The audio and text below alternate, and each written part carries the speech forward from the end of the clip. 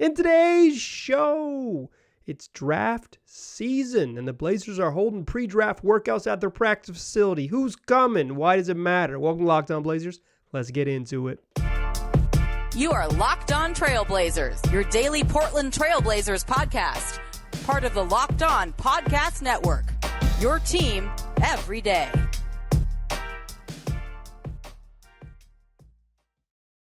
What up, world? It's your past first point guard and Trailblazers reporter, Mike Richmond. You are listening to another episode of Locked On Blazers, part of the Locked On Podcast Network, available wherever you get podcasts and also on YouTube.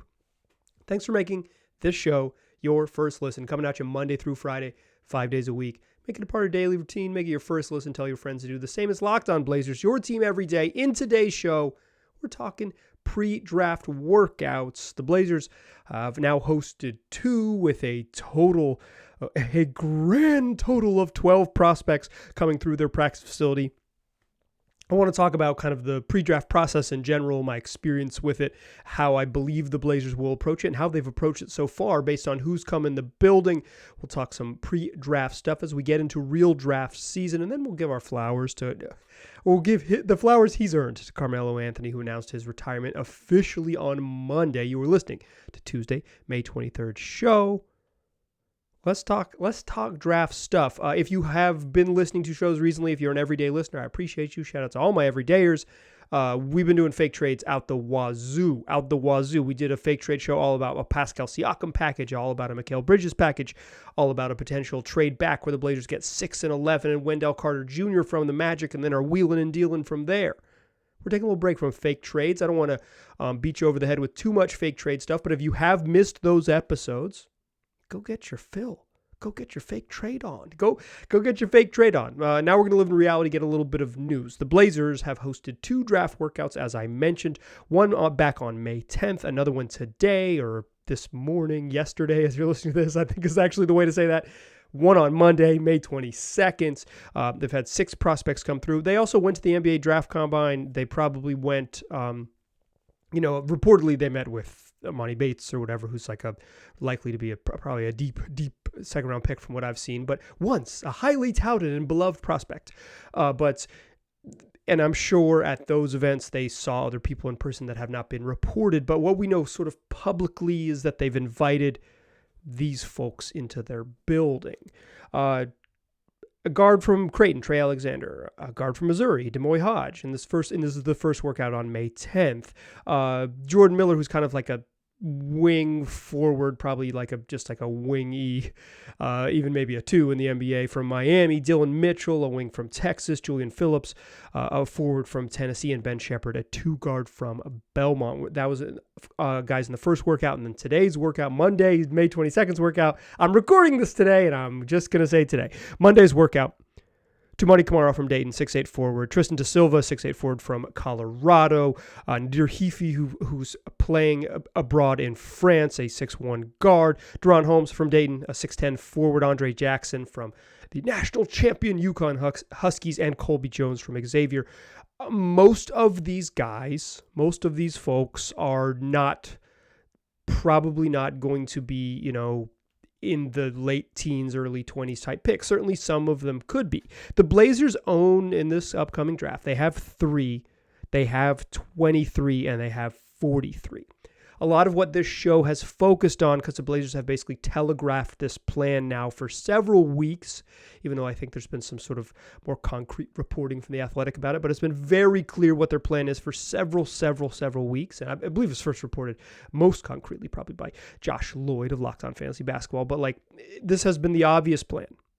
It's going to try to trade 3, and the best thing they have to package with 3 for salary matching purposes is Anthony Simons and upgrade for a veteran.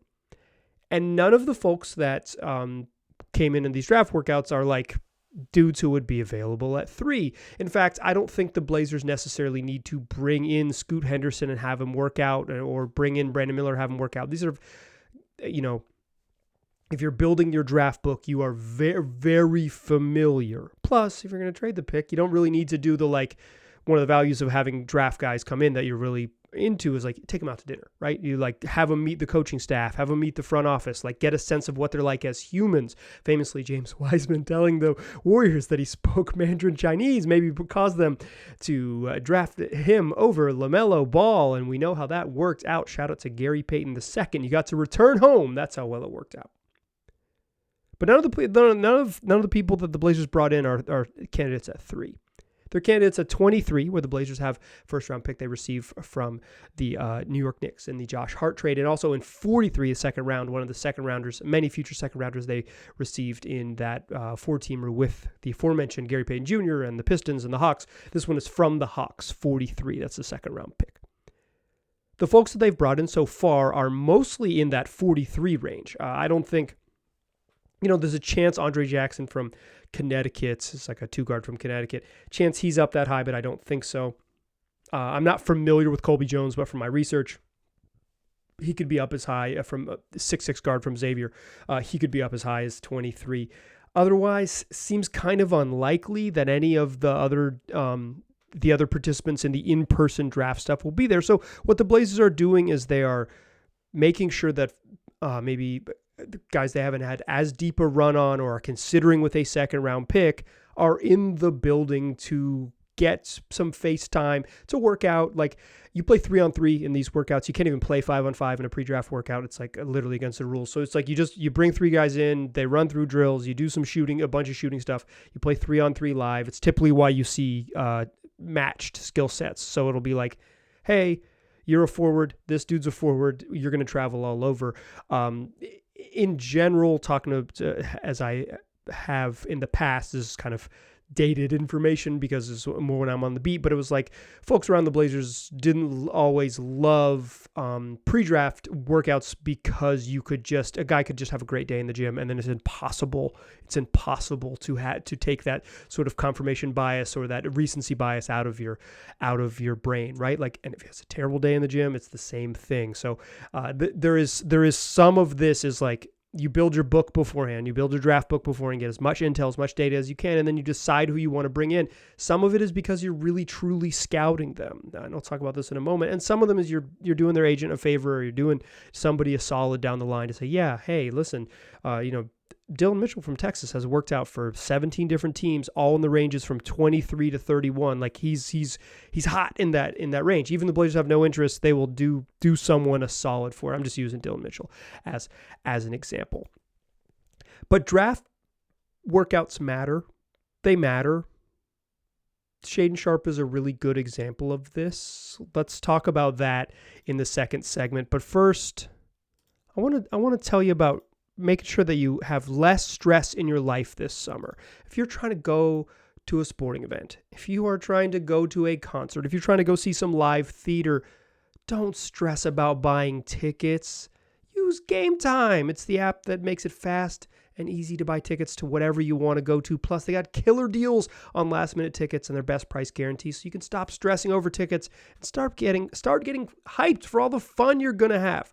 You don't have to plan months in advance. They got deals right up to the day of the event, plus exclusive flash deals on whatever you want to go to. And that Gametime guarantee means if you find seats in the same section in the same row for less, Gametime will credit you $110 of 110% of the difference. So you get some bucks, get some money for finding cheaper tickets. So don't wait. Go avoid the stress. Snag tickets without any of that with Gametime. Download the Gametime app, create an account, and use the code LOCKEDONNBA for $20 off your first purchase. Terms apply. Again, create an account, use the redemption code LOCKEDONNBA for $20 off. Download Gametime today. Last minute tickets, lowest price guaranteed.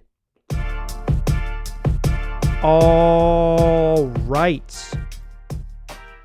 So these draft workouts, talking about, it's mostly wings and guards, like shooters and wings who are going to be available in the second round. These matter for a couple reasons. One, last year, the Blazers went to a private workout with Shaedon Sharpe, and then they invited him back into their building for a second time and then took him 7th overall. Seeing him in person mattered. One of the things I talked about when we did the show last year is I didn't really have a good sense of what mattered to Joe Cronin. Under Neil Olshey, if he brought a dude in, it was mostly real. There was a long stretch when the Blazers under Neil Olshey, never drafted anyone that didn't come into their building to work out. And now I think we have, it's not the same and it's not 1-to-1, it's literally 1 year, but like the Blazers went to a private workout hosted by the Shaedon Sharpe's folks, by his people. Then they brought him in the building for a second workout in person, and then they took him 7th overall. They were serious about it. This stuff matters. Charting who's in the building matters, because it seems like the Blazers value this. This regime for the Blazers values this data point, even if they're trying to avoid that recency bias. But more importantly, regardless of what they do, getting the 43rd pick right is going to be incredibly vital. Let me tease that out a little bit. If the Blazers draft Brandon Miller at 3, they trade Damian Lillard, start a whole whatever, new rebuild, or new era, I should say, new era via rebuild. Getting draft picks right is how you get out of the rut and become good again. It's how you rise from the ashes, right? Getting 43 right is how it matters. Like, I'm not even going to tell you what draft pick Nikola Jokic went, because it's insane to talk about things like that. Drafting's hard. It's hard in the top 5, it's hard in the top 40. Even if you get a 2-time MVP and maybe future finals MVP in the 40s. But regardless of what route they go, if they go rebuild, the way to get yourself out of the rebuild is to nail late round picks 23, nail them at 43 in the second half, and have players that can help you and get you going where you need to go. Like, it is so hard to get draft picks right. Like, just like if you look at literally any pick, the history of it, it's like even the ones that have been really good, like say number 3 overall, have some stinking duds. Shout out to Mike Dunleavy and OJ Mayo and Jahlil Okafor. 2 of those dudes went to Duke. Just a name to throw out there. But there's plenty, like, even ones that have produced the Bob Cousy's and the James Hardens and the MJs and all that, like, duds, right? At any level, much less like deeper in the draft when it's incredibly hard outside of the top 10 picks to find someone who sticks in the league. It's just, most players don't work out. It's the reality of it. So you get it right. Get these guys in the gym and get it right. These picks matter. They matter in the rebuild. And they matter the other way too. I think there is a world in which the Blazers make a trade for whoever, and that appeases Dame, and he's like, cool, I'm down. OG Anunoby's my teammate, or whatever it looks like. And the Blazers still use 23 and use 43 in the draft. Or they, trade 23 and they use trade 3 back to 6 and 11, trade 6 somewhere, use 11, use 43. And like we don't need to go through every permutation, but I think there is a world in which you get 2 rookies. And if the Blazers do get really expensive, right, because they land an expensive vet, let's call this vet, just to throw a name out there, let's call this person Pascal Siakam. It's just a name I made up. And let's say that this person named Pascal Siakam makes $38 million and is owed a contract next season, right? Just in this hypothetical scenario where we're totally making up a fictional person. If you go this route, and you have Dame on your roster making 40, 50, $58 million in a couple of years. You re-sign Jeremy Grant to a $30-some million contract. You're going to be really expensive, and the league is more punitive about having a really expensive roster. So the way to be able to balance that, to say, okay, we're pretty good. Like Jeremy Grant, Pascal Siakam, and Damian Lillard is a pretty darn good trio. But we don't have a lot of tools to get better. Well, the tool to get better is nailing draft picks. This stuff matters. This stuff will matter. Getting guys in the gym and nailing 43 matters. It's kind of obvious. Like, I'm not trying to be like, just so you know, the draft is important, but it will be incredibly important for teams that have expensive rosters to get to have draft picks to fill out the end of the bench, because they're going to be your cheapest players you can add to the bench. Particularly second rounders, the cheapest players you can add to the bench, and the way to improve the roster, because there's going to be, if the Blazers are really highly competitive, right? Like the rebuild stuff's like obvious, right? You have to hit draft picks to get out of the rut and the rebuild. But if you go the other route and you want to be a contender, the way to like truly skip steps in contention is to have a draft pick, particularly a late draft pick, hit, because then you've got a cheap salary slot that really takes off. In fact, it's probably more valuable to get the number 28 pick right than to find an undrafted guy, because an undrafted guy is going to hit free agency sooner. And a 28th pick is a fixed salary for 4 years. Getting a late round pick correct, getting 23 correct, incredibly important for really good teams, because if you're over the second tax apron, if you're extremely expensive, right? If you have a really, really expensive roster, which the Blazers, if they build a good team around Dame, are going to have a really expensive roster because of how much money he's getting paid. So if that's the case, they're not going to have some of the tools. You won't have taxpayer mid-level exception, which is a contract, like a truly mid-level contract you use to sign free agents. You won't be able to take more money back in trades. Like there are things that limit what you can do with roster building, which is going to make the second round and the late first round picks incredibly vital.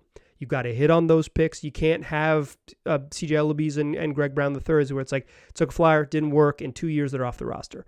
If you're going to continue in that cycle and hit a 2 or 3 year window over the next 2 to 3 seasons where you are really good because you make this big move here, step 2 has to be nailing these picks, which means bringing in Colby Jones of Xavier, bringing in Andre Jackson from UConn, and bringing in, Ben Shepard from Belmont and Julian Phillips from Tennessee, who had a 36-inch standing vert at the combine, the highest number of anyone at the combine. Getting those dudes, like nailing those picks. Okay, this is a really good athlete. Okay, this is a shooter. This is a guy who can help us. And, he's maybe never profiles as a star, but he profiles as a really solid role player, and he can play and he can be a contributor early on because, yeah, he's 23 and that's terrifying, but we're in this cycle to be good. You nail your draft picks, it becomes incredibly important. If they go the cycle with which they've kind of telegraphed they'd like to, which is be as good as possible around Dame, the draft picks are vital, and these draft workouts where you get this data are vital. And if they go the other way, draft picks are their lifeblood for the next 3 to 5 seasons as they try to get where they want to go and be good in a hurry.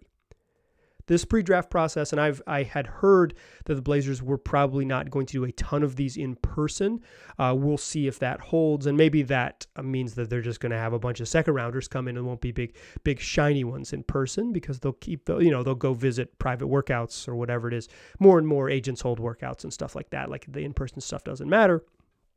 Or it's the in-persons in your own building is sometimes harder to do because agents won't send their guys to go do a workout in your conditions. They want to hold them in theirs. But we'll see, and we will continue to track that here, because who shows up at the Blazers practice facility truly matters. It truly matters for whatever direction they go. And what we've seen with the Shaedon Sharpe pick, to be clear, Jabari Walker did not work out for the Blazers in person, but he had been told by Mike Schmitz behind the scenes that they were interested in him as Schmitz was transitioning from ESPN to work for the Blazers. So for tracking who's in the building could be a good way to get a sense of who comes, because that seems to be the way who arrives here. Like they've already come. It's like they've already come to Portland. Who ends up getting drafted, because that seems to be a one tell. It's important to learn your tells when you're doing this internet sleuthing. All right, Carmelo Anthony retired today, and I want to talk about joy, Carmelo Anthony, and your Portland Trailblazers. But first, I want to tell you about PrizePicks. You can win $1 million playing PrizePicks. $1 million would be pretty good. All you got to do is play PrizePicks every single day on your app or on PrizePicks.com. Because every day from now through the NBA Finals, second week of June, PrizePicks is going to pick one user with a chance to become a millionaire. All you got to do is place an entry after 8 a.m. Eastern Time, and one entry across PrizePicks will be selected each day. And whoever placed that entry will be giving a 6-pick flex with the following payouts. You get all 6 of your picks correct, $1 million. You get 5 out of 6, $80,000. You get 4 out of 6, $16,000. Full details can be found at prizepicks.com/1million. You must opt in at that link to be eligible for the $1 million entry. And then once you opt in, all you have to do is play the game like normal, and you could be the lucky winner, and PrizePicks makes it easy to play that game like normal. All you got to do is download the PrizePicks app and go to prizepicks.com, sign up to play daily fantasy sports. First-time users receive a 100% instant deposit match up to $100 with the promo code LOCKEDON. If you deposit $100, they're giving you $100. You deposit $50, they're giving you $50. So don't forget, enter that promo code at sign up for instant deposit match up to $100. Still a pass first point guard. I'm still Mike Richmond, and you are still listening to Locked On Blazers. Carmelo Anthony has been out of the league for a year, but officially announced his retirement on Monday, May 22nd, ending a certain Hall of Fame career. It's one of the 10 leading scorers in NBA history, a 10-time All-Star, a multi-time gold medalist, and a Trailblazers legend. This is not a space where I am going to necessarily sing the praises specifically of Carmelo Anthony. I didn't even love Carmelo Anthony before he was a Trailblazer. I was indifferent to him. I didn't love the way that he left Denver. I thought he was, he's a dude who just sort of came in the wrong draft class, right? Like would have won Rookie of the Year, but played with LeBron, kind of overshadowed by LeBron's excellence most of his career. Forced his way out of Denver, went to New York. It didn't work out in New York and kind of ended up wayward, right? Like Houston and Oklahoma City, and then all of a sudden he's out of the league. He's out of the league. Hey, P, they want me to come off the bench. They did. They wanted him to come off the bench. It was the right move. But the Blazers, coming off a trip to the Western Conference Finals, put together a goofy bad roster that had no power forwards on it. They were going to play Rodney Hood as their backup power forward. Rodney Hood tore his Achilles. And that was after Zach Collins tore his labrum, had shoulder surgery. And that meant that the Blazers needed help. So in December of 2019, they phoned a friend and they got help. And Carmelo Anthony showed up here after a year out of the league. He had been kind of just asked to leave in Houston. Hey, we're not going to play you. We're going to play Gary Clark over you. You got to go. You got to you can either watch from the bench or maybe it'd be best if you just didn't show up because your legendary career has hit a huge speed bump here and we can't figure out an amicable way to figure it out, to end this, to make the relationship work. And so Melo was out of a job and nobody called him. The Blazers finally called him at the urging of Damian Lillard, to be clear. This is a Damian Lillard choice. Trust me. At the urging of Damian Lillard. Call Melo. We need help. Get Melo. They get Melo. And he can help. He can play. Melo can play. That team was not good. Carmelo Anthony and Hassan Whiteside, and they were just a mess defensively, and they were, 8 or 9 games under 500, and then the world changed in March of 2020, and they went to the bubble, and Dame went nuts in the bubble and rescued them, and they made the playoffs, and they won a playoff game, and they got bounced out by the eventual champion Lakers. And Melo came back the next year, and this time he was not a penciled-in starter, but he was a bench player who had a big role, and it was not perfect because he was on a bench unit with Anthony Simons and Gary Trent Jr. and Enes Kanter and Carmelo Anthony, and who is going to pass or play defense on this lineup? Nobody, as it turns out, but the Blazers were pretty good. They made the playoffs, got bounced by Denver, the blah, blah, blah. Terry Stotts got fired, then the executives all left, and Neil Dolce got fired, and here we are in this mess. Like I said, I'm not here to necessarily sing the praises of Carmelo Anthony. But I want to say this. He was fun as hell. And it is a reminder here in, I think, what is an anxious time for Blazer fans. Truly an anxious time for Blazer fans. Just judging by emails, tweets, and YouTube comments. The way I interact with you, dear listeners. It's an anxious time. What are they going to do? Is it the right move? Are they screwing up? Some people think they're screwing up if they go one direction. Some people think they're screwing up if they go the other direction. Other people are having anxiety about not knowing where to pick and knowing that whatever it is going to go wrong. Here's what I'm here to tell you. Sometimes the most joy you will find are in a truly booty season like 2019-20. Carmelo was a treat. The Blazers, to borrow a phrase, were stewards of his legacy. And it was so fun to watch him rekindle and find his love for basketball while climbing up the NBA's all-time scoring list. And then for me, and I was covering the team for a now defunct local television station, but I was in the locker room and after games, and it was really Carmelo was a treat as just a mature adult. He would look you in the eye and answer your questions. And I know that is sort of like self-important journalist nonsense, reporter nonsense that you might not care about. But for me, as someone who was at work doing a job and paid to ask people questions and bring the information to fans, having someone listen and respond thoughtfully and look you in the eye when you ask them a question and say, I don't even agree, but here, let me tell you what I think or why you're wrong. Truly respond to your questions was a treat. It's a treat. I love that from Melo. But the other thing that was really special about covering him was that his peers adored him. I already told you that it's at the request of Damian Lillard that he came here, but Dame really revered Melo, and the other guys who were kind of in that sort of range, that veteran age range, like CJ McCollum, Rodney Hood when he was healthy, or when he was recovering. Those guys revered Melo. And then the younger class of folks, the Gary Trents, the Anthony Simons, the Caleb Swanigans, it's dudes who were in elementary school playing video games with Carmelo Anthony on the cover. When Melo talked, he commanded their respect. It was a really special experience. And the Blazers were bad. That was not a good season. And then the worst 2-year stretch of world public health history hit, and the next year was very different, and the bubble happened and all of those things, and it was quite frankly, for my professional life around sports, never really the same. But it was